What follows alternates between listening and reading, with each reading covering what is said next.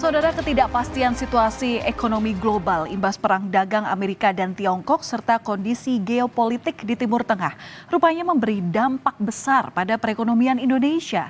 Kondisi ini bahkan berpotensi melemahkan beberapa sektor industri dalam negeri dan mengancam pasar tenaga kerja. Belum lagi adanya ketidakseimbangan antara jumlah lapangan kerja dengan banyaknya pelamar kerja yang berujung pada tingginya angka pengangguran. Situasi pun kian rumit akibat bergulirnya badai pemutusan hubungan kerja. Situasi PHK tak hanya dirasakan pekerja sektor swasta, namun juga menyasar sektor pemerintahan.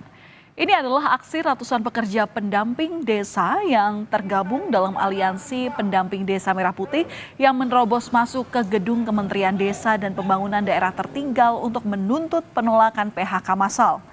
Dengan membawa poster dan spanduk tuntutan, massa sempat memaksa masuk ke dalam gedung yang dijaga ketat oleh petugas pengamanan dan kepolisian.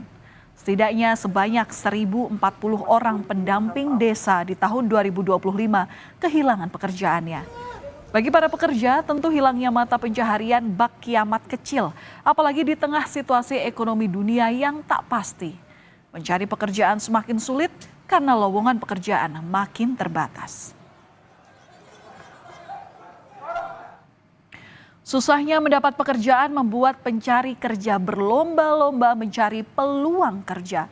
Seperti yang baru-baru ini menjadi sorotan, saudara, antrian panjang para pencari kerja yang membludak di halaman Balai Kota DKI atau di Balai Kota Daerah Khusus Jakarta untuk melamar posisi petugas penanganan prasarana dan sarana umum atau PPSU.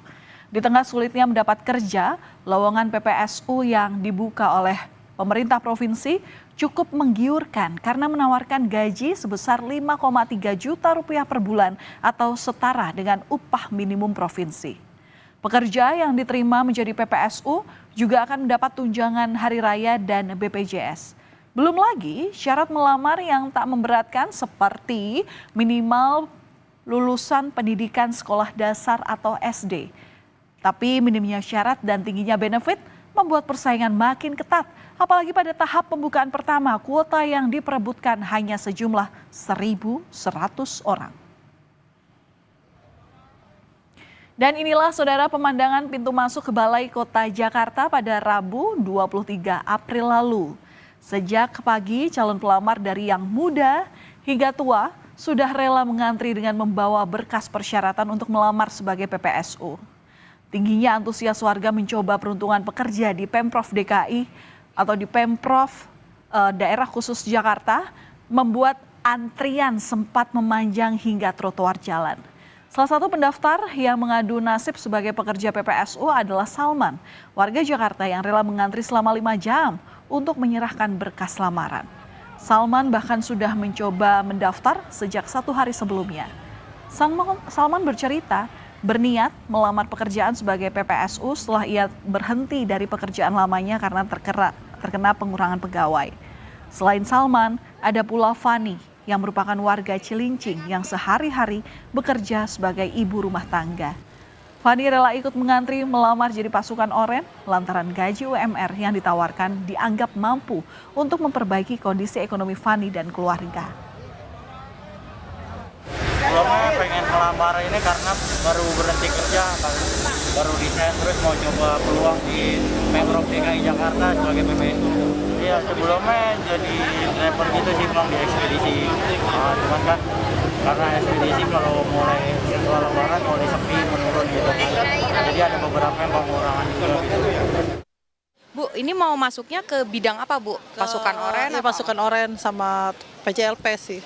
Kenapa Bu pengen gabung sama pasukan oranye? Apakah karena punya gaji bulanan gitu ditanggung pemerintah atau karena apa? Karena gajinya sekarang udah UMR ya, udah enak istilahnya ya kan. Buat perekonomian juga bagus gitu ya kan, gitu aja sih. Mencari kerja memang tak semudah yang dibayangkan. Jumlah lapangan kerja yang terbatas tak sebanding dengan banyaknya pelamar kerja. Kondisi ini membuat persaingan kerja semakin sulit dan ketat. Karenanya fenomena membludaknya pendaftar pasukan oranye seperti yang terjadi di Balai Kota Jakarta bukanlah hal yang aneh dan tabu. Berdesakan dari pagi buta demi bisa mendapat pekerjaan langganan terjadi saat dibukanya lowongan kerja. Gambaran ironi mencari kerja juga terjadi di Batam pada 19 April lalu, saudara, di mana para pencari kerja ini tampak berdesakan dalam sebuah job fair. Di tengah situasi yang ramai, aksi saling dorong pun tak terhindarkan dan akibatnya beberapa pelamar kerja terjun dan terjatuh ke selokan yang ada di sekitar lokasi. Beruntung kondisi selokan kering hingga tak perlu ada korban. Aksi saling tolong pun mewarnai peristiwa naas tersebut. Kejadian ini menarik perhatian publik dan menyentuh keprihatinan masyarakat. Peristiwa di Batam dianggap sebagai bukti minimnya lapangan pekerjaan di tengah tingginya angka pengangguran masyarakat.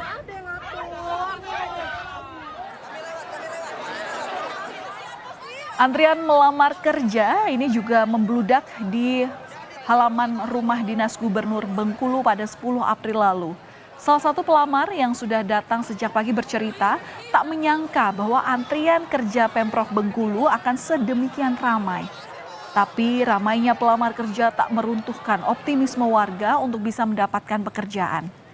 Pada pameran bursa kerja yang digelar, Pemprov Bengkulu menyebut telah menyiapkan ribuan lowongan kerja dari puluhan perusahaan baik di dalam negeri hingga di luar negeri.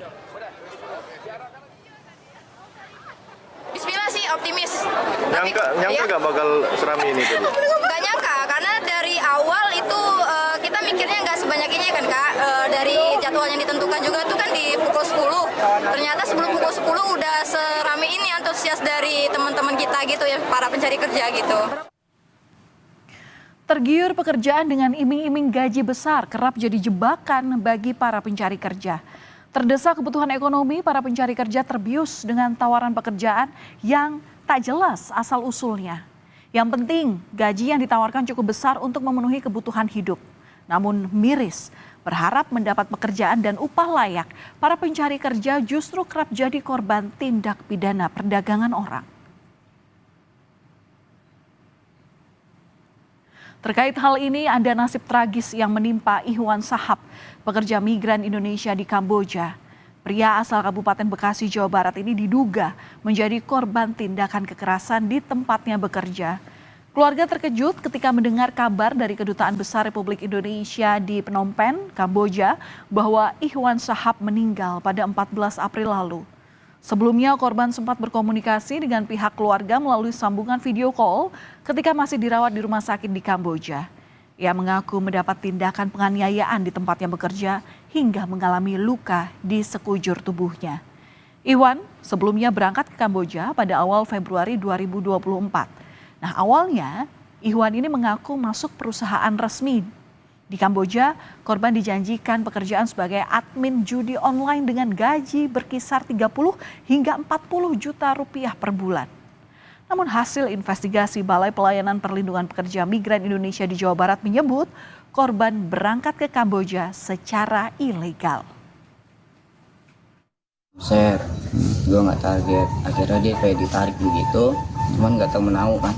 Dia ditarik, dia dimasukin dalam ruangan, langsung dipukul, disetrum, pokoknya ditendang, disiksa. Dia bilang itu, dia cerita begitu. Habis itu dia pingsan, gak inget lagi. Terus saya tanyain, itu berapa orang? Terus dia bilang sekitar 15 orang.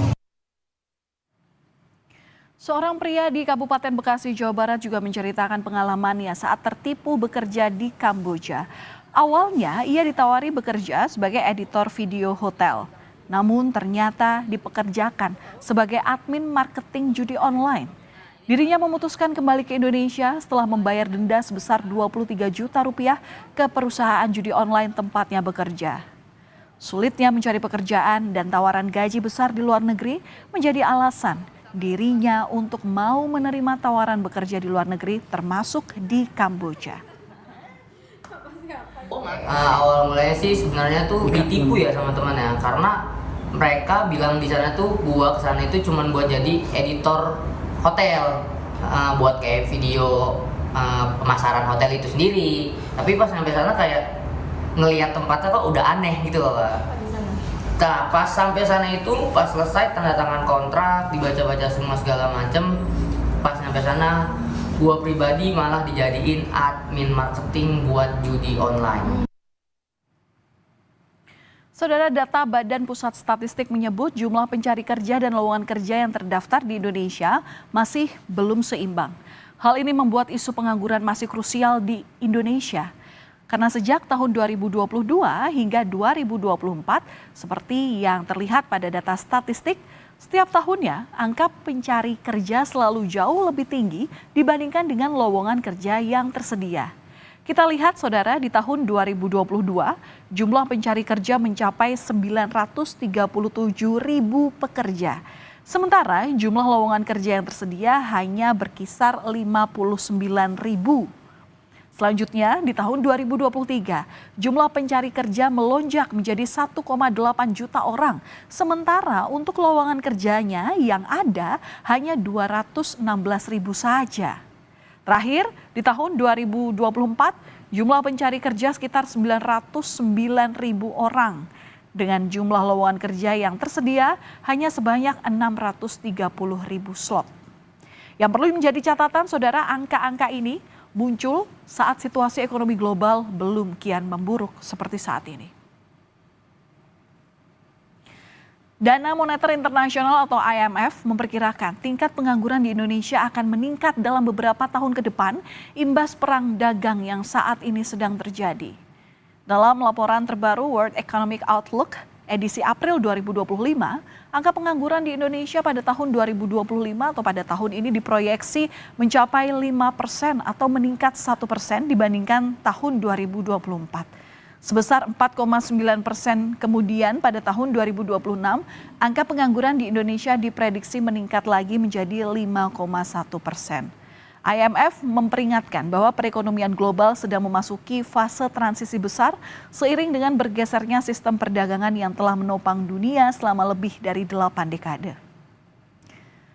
Semoga saudara, di tengah situasi ekonomi dunia yang tak pasti, ekonomi nasional dapat bangkit kembali sehingga lapangan pekerjaan kembali tumbuh dan menyerap tenaga kerja kita.